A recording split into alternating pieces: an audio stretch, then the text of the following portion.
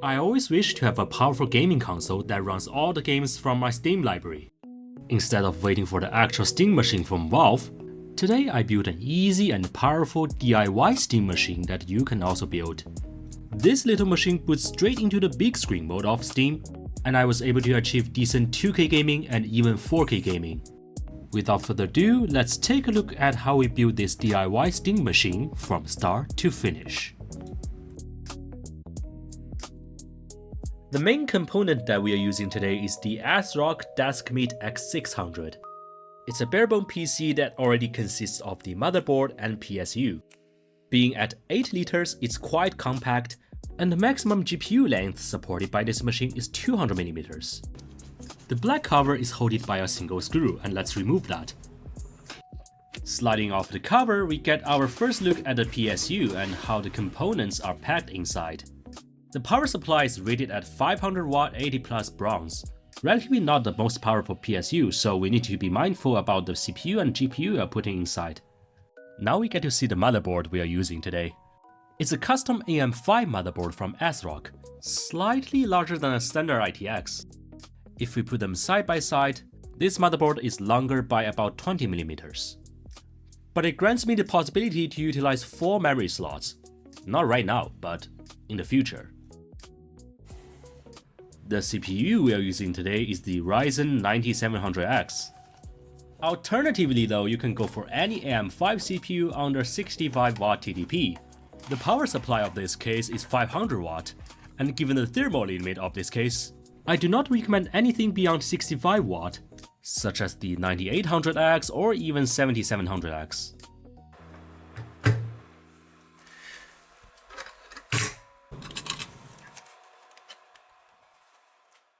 The hardest part for me in this video though is to get 2 sticks of DDR5 RAM. In today's world, I just want any RAM that works. So here we are, we have 32 gigs of DDR5 from Patriot. Because this motherboard has 4 RAM slots, let's put our RAM sticks into the 2nd and the 4th slot.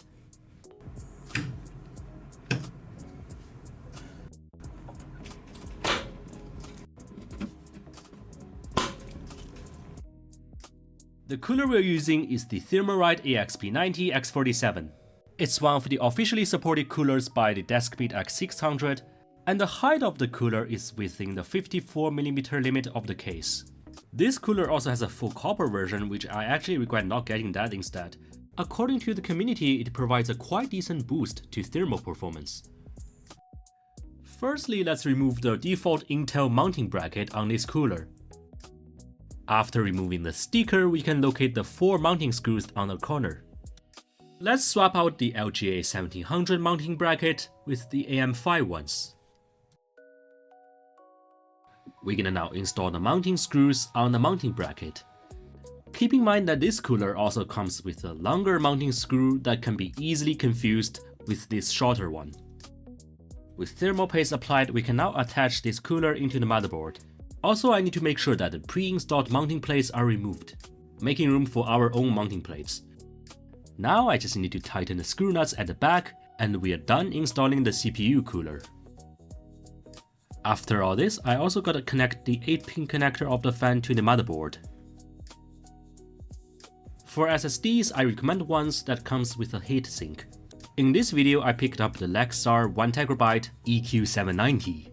The reason why I recommend SSDs that comes with heatsink is because the included motherboard does not have the heatsink for the SSDs.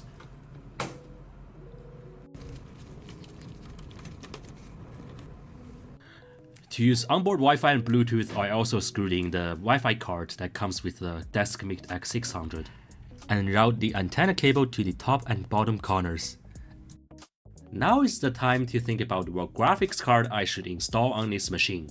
The case supports GPUs up to 200mm, so I decided to ask my LLM what's the most powerful GPU that fits under 200mm, and it turns out to be the PowerColor 9060 XT Reaper.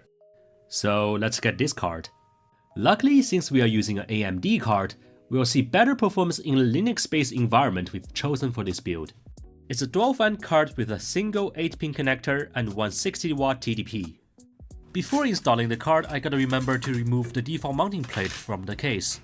I actually forgot to do that when I installed the machine initially, so I have to go back and remove it. The room inside the case is a bit tight for the card, but it will slide in if I position the card vertically at the beginning, and then rotate it by 90 degrees once it's inside.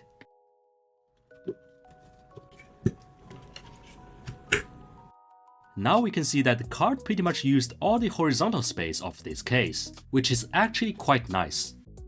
The final component is the PSU. This is a non-modular power supply, meaning that it has all the supported cables attached to it. Let's firstly connect the motherboard cable. After that, let's also connect the CPU cable next to the cooler. Lastly, let's connect the A-pin connector to the GPU, and I gotta make sure it's fully secured. Finally, we can screw in the power supply. There are 4 screws in 4 different corners.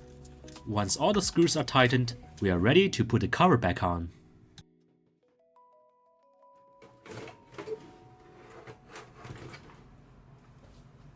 I need to install the Wi-Fi antenna.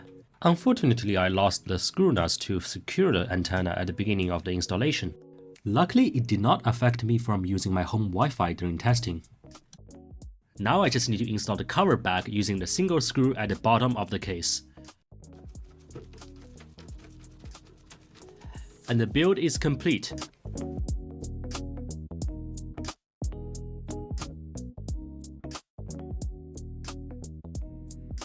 So what's remaining for us now is to install the operating system.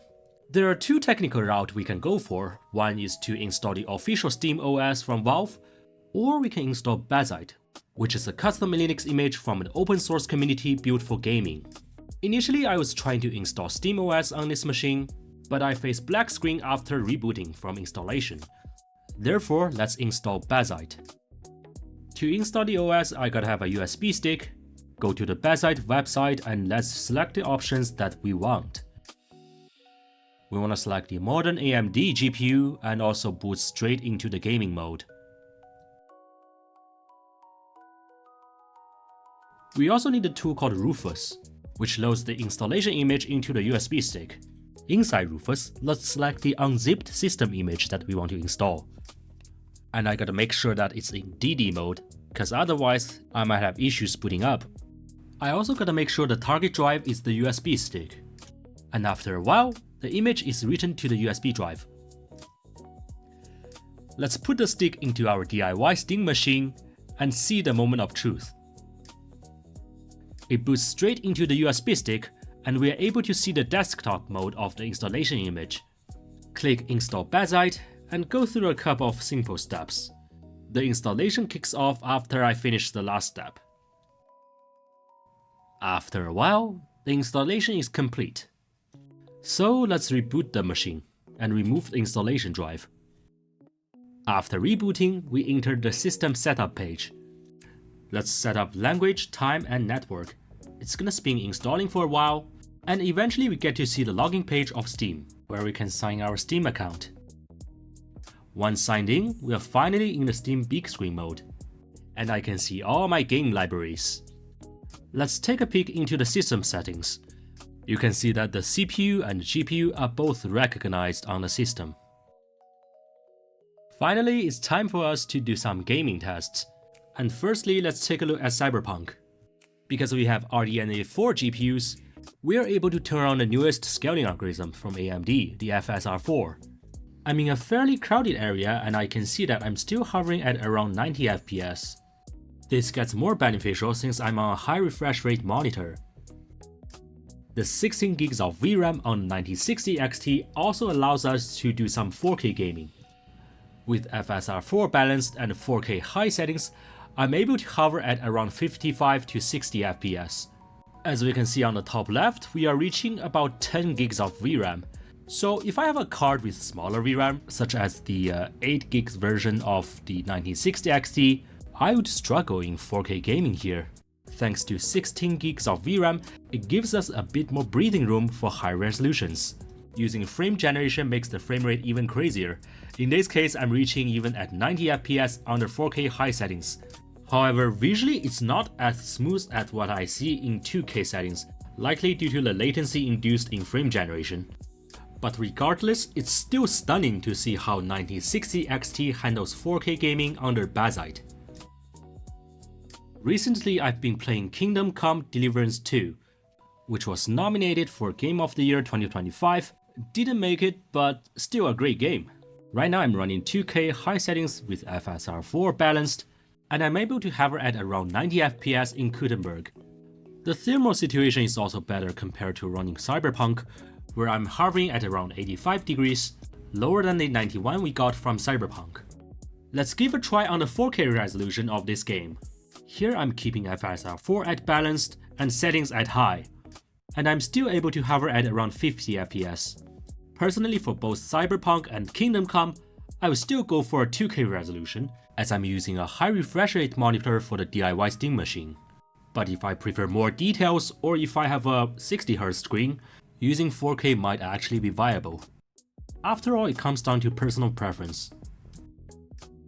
So this is the DIY Steam machine that I have built. With an RDNA 4 powered 9060 XT, it's delivering a great experience for me on Bazzite. I hope you enjoyed this video. Please leave a like and subscribe if you'd like to support the early development of this channel. Thank you so much for watching, and I'll see you in the next video.